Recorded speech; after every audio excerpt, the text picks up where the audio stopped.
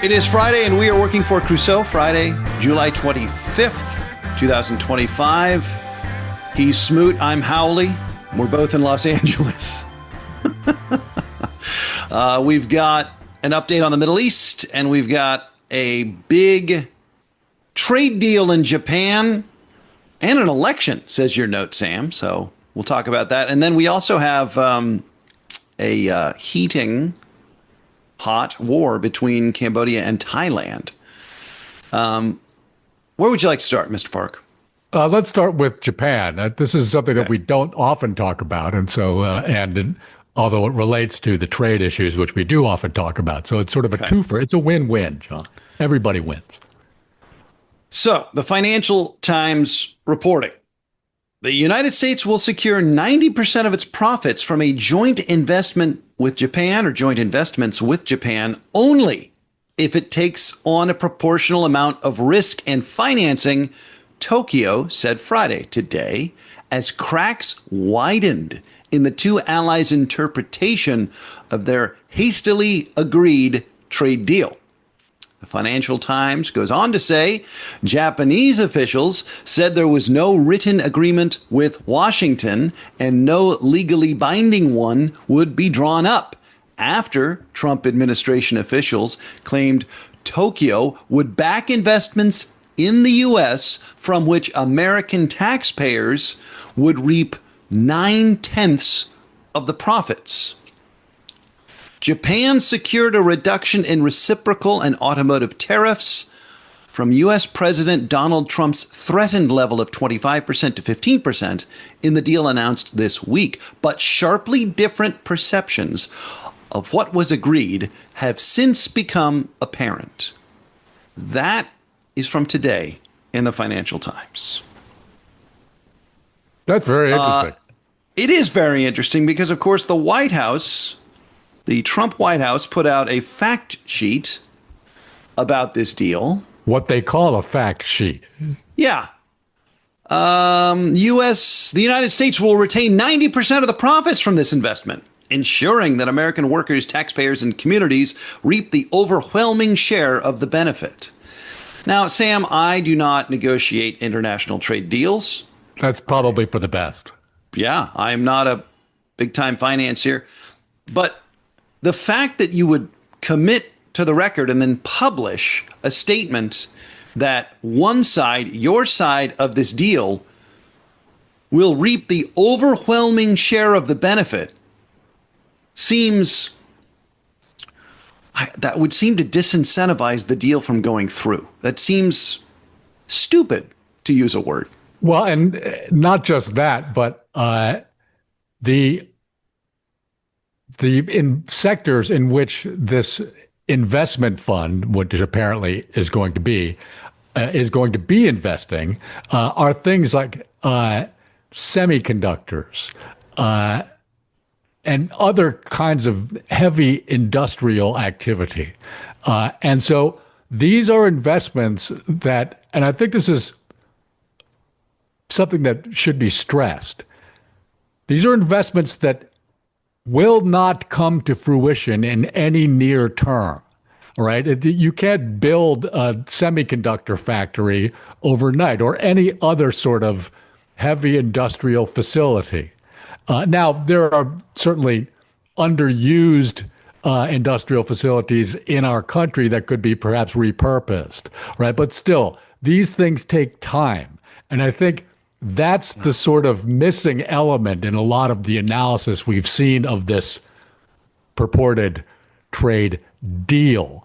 I mean, I might sort of humorously say that Japan is also going to give Donald Trump a unicorn for his next birthday.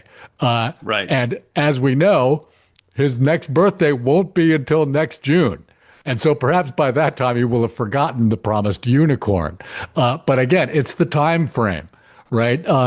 I think that Japan expects that that so many things will intervene between now and the time that any of these facilities could possibly be built, that either Trump will be out of office or other things will have sort of impinged upon his consciousness that he'll forget about this.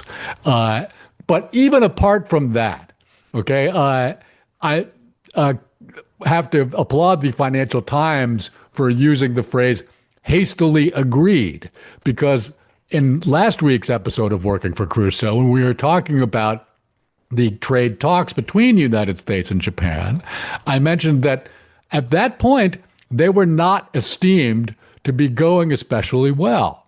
So, John, what else happened in between then and now? Are you going to talk about the election? Yes. All Tell me right. more. Well, the ruling party of Japan, the Liberal Democratic Party, which sort of confusingly for American listeners is actually the mainstream conservative party of Japan. They're liberal in the sort of European sense of being pro-business, pro-free market in their orientation, lost their majority in the upper house of parliament. And so this was very bad for the LDP, as they're known, because last year, as I think we discussed, they also lost their majority in the lower house of parliament, or the Diet, which is actually the main legislative body in the Japanese legislature. And so this leaves the LDP with a very weak minority government, with, by the way, a relatively new prime minister in the person of Ishiba Shigeru. And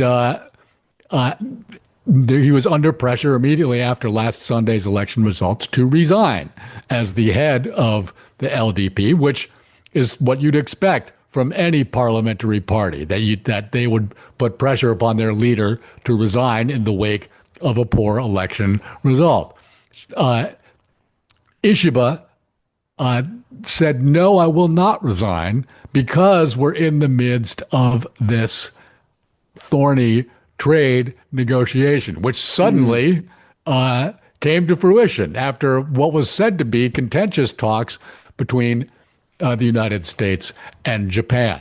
Now, the LDP lost this election for a number of reasons, but one of which, as is familiar to all the regular listeners of, you're about to say it, John, tell me what it is. No, go ahead. Was inflation, right? Which has been a problem for governments all across the world, but it's especially a problem for Japan for a number of reasons. One of which is that, much like in the United States a couple of years ago, but even more so, it's totally foreign to recent historical experience in Japan, which as recently as the earlier part of this century and up till the 2020s even, was on the edge of a deflationary economic condition. And only is that is that driven mostly by demographics? There's a large number of reasons for this, which are too complicated to go into. But yeah, there's certainly a demographic component to this. But they've underwent numerous economic difficulties back in the 90s, which brought this condition about. But the demographic issue, as you astutely point out, not only helped exacerbate the deflationary or the very, very, very disinflationary, at least, problems that they were having. But inflation is when we talk about the demographic issues, what we really mean is how old the Japanese population is. They're one of the oldest societies on Earth. And just like in every other rich country, if you're retired, you live on a fixed income.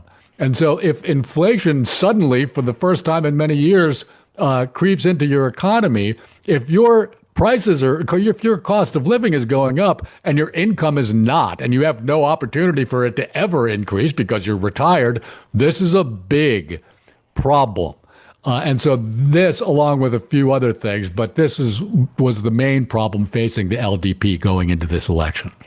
Okay, so The Guardian reports the emergence of a right-wing populist party in Japan's upper house election this past Sunday, running on a Trump-style Japanese first slogan, has raised concerns of a backlash against the growing foreign presence in the country. The party, Sanseito, has successfully tapped into unease around an expanding immigrant population and a huge influx of tourists after the pandemic. But many see the underlying cause as economic insecurity among a population that both understands the need for overseas labor and visitors and feels anxiety at the changes they bring and symbolize. And I think inflation as a political issue, at least in our narrow experience with it in our adulthood, seems to be the quickest way to get scapegoating back on the political agenda, right? Whether it's those tourists coming here that are spending all this money, or it's these foreign laborers. I mean, what Sanseto, the victorious party in the upper house, has done, I mean, that playbook sounds very familiar to anybody who's followed any election really anywhere since the pandemic, right? Yes, I would have to agree with you. Although we should say Sanseto had the largest gains in the upper house election. All right. Sorry, the emergence. That's right. Right. The LDP remains the largest party, but not just Sanseto, who got a lot of news because they're a new party, right? But all the small parties in Japan, of which there are several, right, on both the right and the left, but they all did better in this election than they generally do in standard issue Japanese elections. So this is a problem, not just, I mean, it would be a problem for any sort of incumbent government, but it's a particular problem for the LDP because they've been in charge of the Japanese government almost without interruption since 1955 or so, when they first took over the government. And so now Japan is a democratic society, right? But somehow you always end up with the same party in charge, right? And so this is a bit like Mexico. Sure, yeah, or like Mexico used to be, right? Yeah. And this just sort of is a problem just sort of for democratic fitness. And I think we've discussed this before. Right. If no other party ever enters government, they never get any reps in, right? And so they when they do take over the government as the mainstream left party, which has gone under a number of different names,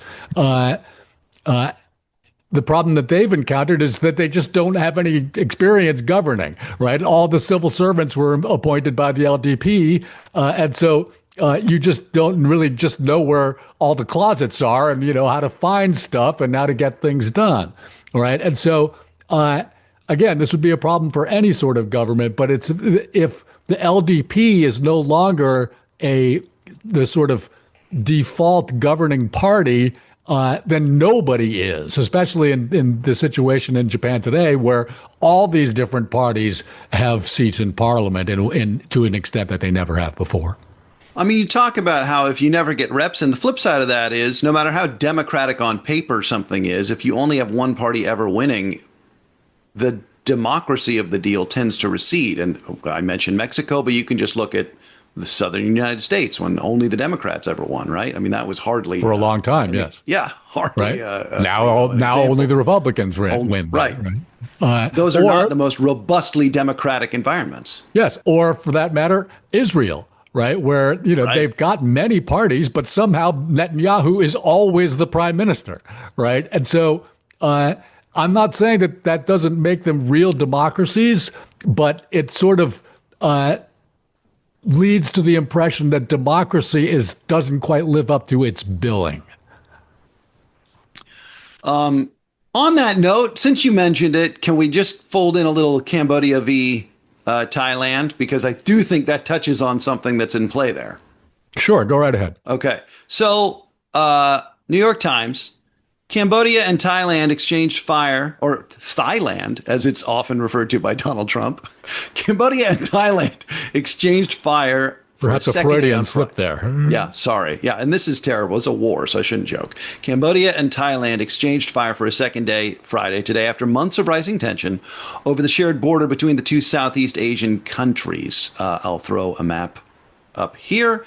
At least 15 people have been killed on the Thai side since the fighting started. And in Cambodia, at least one death has been reported. Tens of thousands of civilians have fled the disputed areas.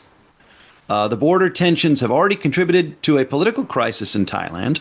On July 1st, a Thai court suspended Prime Minister Paetongtarn Shinawatra because of comments she made about the dispute, which goes back decades. It was a leaked phone call. This conflict may prove to be a diplomatic opportunity for China. It is the largest trading partner for both Thailand and Cambodia and has increased its influence in the region at a time when governments in Southeast Asia are becoming wary of the United States. Okay, so the reason I bring this up is the prime minister, the 31st prime minister of Thailand, Shinawatra, is the third member of her family to be prime minister, right? She is the youngest child of the 23rd prime minister and the niece of the 28th prime minister. And she was suspended because of ethical misconduct by the Supreme Court on the 1st of July. Apparently, she did not appear to maybe have Thai interests at the center of her motivation in a leaked phone call with somebody on the Cambodian side regarding the dispute. That's correct. She was on a phone call with the former Cambodian strongman leader, Hun Sen, who is no longer officially the leader of Cambodia. His son is, right? But Hun Sen is thought to still be basically pulling the strings behind the scenes. Again, Cambodia, it's a family affair. Thailand, it's a family affair. Yes, that's right. And this is not at all unfamiliar to residents of South Asia, which is this sort of dynamic takes place, as we've discussed several times, all but across. It's one of these examples where it's a democracy, but if only one side ever wins, how democratic is it effective? Well, yeah, I mean, again, these are, barely a democracy in Thailand's case, and I would even say not at all in the case of Cambodia, right? I mean, so are the voting and the civilian officials in both countries are essentially, and to varying degrees, a fig leaf for military dictatorships? Well, for example, we talked about the last Thai election in one of our previous episodes, in which the ruling party was basically disqualified afterwards, right? And the party of Pradantorn was formerly the main adversary of the military rulers. It's just that the military rulers preferred her party to the party that actually won, so they decided to reach an accommodation with her instead. Now, they've sort of got a pretext to suspend her, which they have done, as you mentioned, right? And it was supposed to be a 15-day suspension, but we're now on day 24, 25, and I don't see any updated news on this. Well, so I mean, her suspension has gone beyond the initial 15 days where she had to submit a defense. And I think some people in Thailand certainly suspect that that the military essentially picked a fight with Cambodia in order to just say, forget about civilian rule for the time being. We've got this problem. Now, this isn't evolved. This story just broke the other day. And there, as you mentioned, there have been numerous outbreaks of the same border dispute going back for a very long time. And they've all previously died down rather quickly. And this one might or might not also. And so we'll be returning to this story next week, regardless of how this turns out. But I'd like to return, if you don't mind, to the trade deal with Japan, because there's certain aspects of this that now, the first thing I want to say about this is that regardless of how good a deal this is or is not, right? It's a geopolitical win for the Trump administration. It's right? $550 billion pledged. Well, that's just the investment vehicle, right? Which is the weirdest part of this deal, right? And again, it might be just chimerical, right? I'm not sure that anything is actually going to come of this, but the actual substantive standard sort of trade deal mechanisms involved still I think, are more important, right? For instance, like rice? Yes, exactly, like rice, right? Because American rice is, what are we going to be, 75% of Japanese rice imports now? Yes. And so rice in the Japanese economy and culture has an almost religious significance, right? And just like the United States maintains a strategic petroleum reserve, Japan essentially has a strategic rice reserve, right? And because Japan is a very mountainous country, right? They've got many, many people and not a whole lot of flat farmland on which you can grow rice. So maintaining a rice reserve is very important to them, as you might imagine. It's also important to me, Sam. I love rice. Yeah, so do I, right? Yeah, it's also, and like I looked up the rice. California's the second biggest rice producer behind like Arkansas. It's like Arkansas, California, Louisiana. Oh, it's an enormous cash crop in the United States, right? Yeah. And so this is good for American farmers. There's no question about that, but it's not great for them. For instance, if like we mentioned before, there's a lot of unused industrial capacity in the United States. So if suddenly there was demand for industrial products of various kinds, the United States could ramp up its industrial production to meet that demand. We're not clearing more land for rice, right? We're basically producing as much rice as we possibly can right now. So if Japan is buying more of that, that's fine, but that just means that other people can't buy it. Or it's going to drive the price up for other people. Not just for other people, but for Americans. Right? And so this is nothing, actually, right? It just means that, other countries aren't going to be buying our rice that used to buy it, right? And so, but it's not going to actually cause additional rice sales that we wouldn't have otherwise had. Rice, famously a non-industrial product. Yes, right. And so now I'm not. I guess saying, automotive. There's an automotive tariff situation that's probably and good. This is again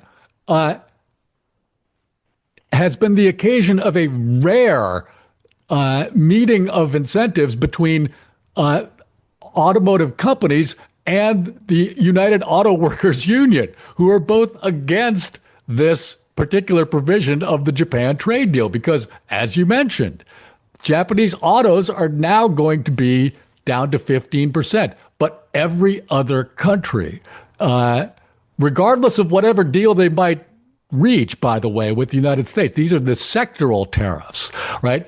Every other country so far is going to be facing a 25% tariff on automotive imports, right? And that includes Canada and Mexico, right? Which is where all American cars are made. Yes, which is where many American cars are made. So you're actually helping the Japanese auto industry at the expense of the American auto industry. So let me get this straight. You're making Chevys more expensive and you're making rice more expensive. Yes. Now, I don't think the price of rice is going to go up very dramatically, but you're definitely making I'm not certain that you're making Chevys more expensive than they otherwise would be. You're making Japanese cars less expensive. Right. You're making the Chevys less competitive against the Japanese cars. Exactly. And so, again, the only way in which this is a victory, and I don't mean to undersell this, right, but it just makes Donald Trump look like a geopolitical giant, right? Yeah, right. He's working his will in relation to all the other countries of the world. But that's really the most important aspect of this deal, or one of the most important, I should say, because the other one, and as we recall, we've got, since April 2nd, Liberation Day, so-called, we've got trade deals with Great Britain. But apart from Great Britain, we've got Vietnam, Indonesia, and now Japan. And so, John, what do these countries have in common? They're all close to China. Yes, they're all Asian countries. And so this actually is a geopolitical victory against China, right? Because these countries all do enormous amounts of trade with China. And for them to actually be coming to an accommodation with the United States, China doesn't like that one little bit. I'm going back to the rice thing, Sam. Again, who knew that this Japanese trade deal story had so many things I like in it? Japanese cars, rice. Why isn't China selling Japan 75% of its rice imports? I assume China also would have the farmland, and it's a much shorter boat ride, right? Yes, but they need their rice a lot. For their people? Right? Okay. Yeah, all right. China's essentially playing a longer game here, right? Mm-hmm. I thought it interesting also, though, that just the other day, Japan announced a deal with Indonesia in which they're going to be investing heavily in electric vehicle production in Indonesia, right? Which, as we've discussed in our previous episodes, has been trying to expand its own electric vehicle industry. And so Japan's helping them out with that. Well, that's a smart move. That's like the Mexican economy accommodating automaking, conventional automaking here in the United States. Quite so. Because China, I mean, look, everybody's talking about how AI is going to completely upset the world economy in a short number of years. My money's on the Chinese EV market doing that first. And Indonesia is right there. They can That's right. be a part of that. And I mean, you don't have to get on a boat for long to get parts there.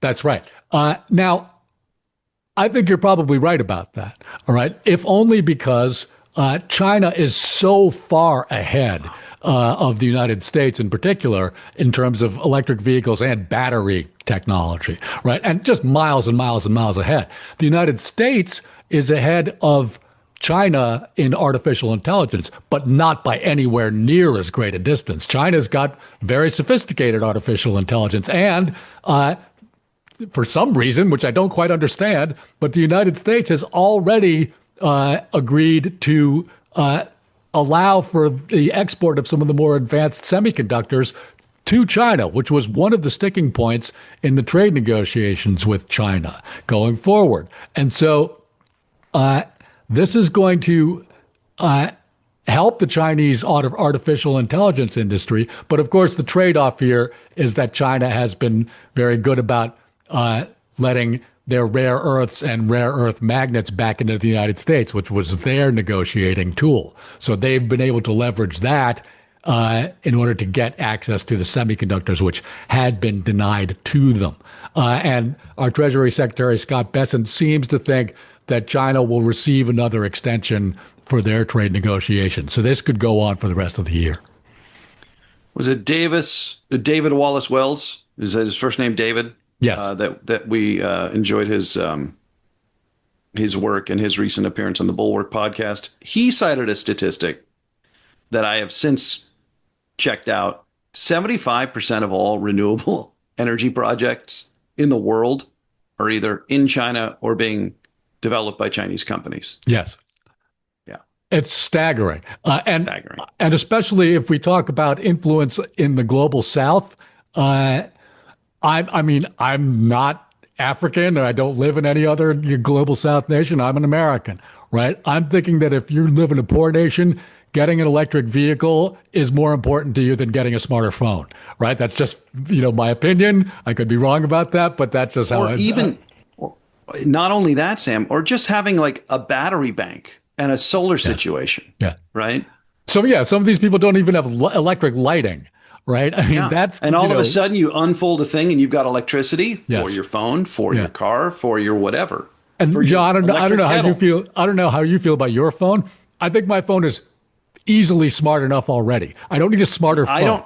I don't need any more phone advancements. That's right. And people in the global South, they already have smartphones. And if we don't think our phones need to be smarter, I'm guessing they might not think so either. Yeah. Shall we pivot to the Middle East? Do you have any more thoughts about the Japan? No, I mean, we'll be getting trade more deal. Yeah, we'll be getting. I mean, the August 1st deadline is next week, right? The deadline that Trump imposed for everybody to be making the deals. So the European Union has got a trade delegation in the United States right now. And so there will be more to come about this next week and in future weeks. So please, let's move along. Okay. The Associated Press reporting from Deir al-Balah, Gaza Strip. More than 100 charity and human rights groups said Wednesday that Israel's blockade and ongoing military offensive are pushing Palestinians in the Gaza Strip towards starvation, as Israeli strikes killed another 21 people overnight, according to local health officials. Experts say Gaza is at risk of famine because of Israel's blockade and offensive, launched in response to Hamas's October 7th, 2023 attack. The head of the World Health Organization said Gaza is, quote, witnessing a deadly surge end quote, in malnutrition and related diseases, and that a, quote, large proportion of its roughly 2 million people are starving. So a large proportion of 2 million people are starving. Israel says it allows enough aid into the territory and faults delivery efforts by the United Nations agencies, which they say are hindered by Israeli restrictions, and the breakdown of security. So basically, Israel is blaming it on bureaucrats and other things. Also Hamas. Yeah, which doesn't really exist anymore.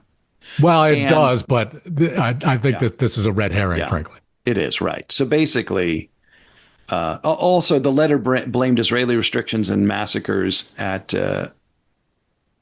aid distribution points. Witnesses, health officials, and UN Human Rights Office folks say Israeli forces have repeatedly fired on crowds seeking aid, killing more than 1,000 people. Yes, just about every day for a couple of months, by the way. Yeah, Israel says its forces have only fired warning shots and that the death toll is exaggerated. So we were critical of Israel last week, and I just want to zoom out here. Hamas carried out a deadly attack on Israelis in October of 2023. Now, the moral dilemma of war is that in order to destroy a threat, innocent people have to die. I am highly confident that many people, the vast majority, if not everybody in Hiroshima or Nagasaki in 1945 that died from the United States atomic bombing of those cities, I don't think any of those people had anything to do with the decision to bomb Pearl Harbor, right? That is the moral cost of war, right? That's why we want to avoid war at all costs. If Israel, with a legitimate need to destroy Hamas, given what happened on October 7th, ends up killing Gazan children and otherwise innocent civilians, that is terrible, and that is war. This current situation, I think anybody of good faith observation can say this is not that. This is something very different and much uglier. Yes, I would have to agree with you wholeheartedly. But the other point I would make is that even if we accept your argument, right, that's not the argument Israel is making, right? As you've mentioned, right, they say it's because of the UN that people are starving. And this is just garbage. It's ludicrous. Okay? All right. I mean, it wasn't the UN that prevented any aid whatsoever from entering the Strip in between March and May of this year. And, I mean, people don't starve to death overnight. Okay. Takes time. And so these people who are starving now, it wasn't the UN that stopped that aid from coming in back in the spring. It was Israel by themselves. It wasn't the UN that set up the Gaza Humanitarian Foundation, so-called, right? That has set up this paltry number of aid distribution centers at which all these Palestinians have been killed, gunned down, just lining up for food. Okay? It wasn't the UN that did this. This was Israel and the United States that set up the Gaza Humanitarian Foundation under circumstances that are still not well understood, let's say. And it's terrible to have to watch the images that we've been seeing on television of the starvation in Gaza. But I would recommend to everybody listening to this, watch it, all right? Do not turn away, all right? People need to understand what's happening. And for us Americans, they need to understand that we are implicated in this, and we will be forever. And it's up to us to decide what, if anything, we're going to do about that. Yesterday, the French President Emmanuel Macron announced that France will be recognizing a Palestinian state at the UN General Assembly in September. Now, I'm glad that they're going to do that. But I think in the long view, people will say that was too little too late. Certainly too late.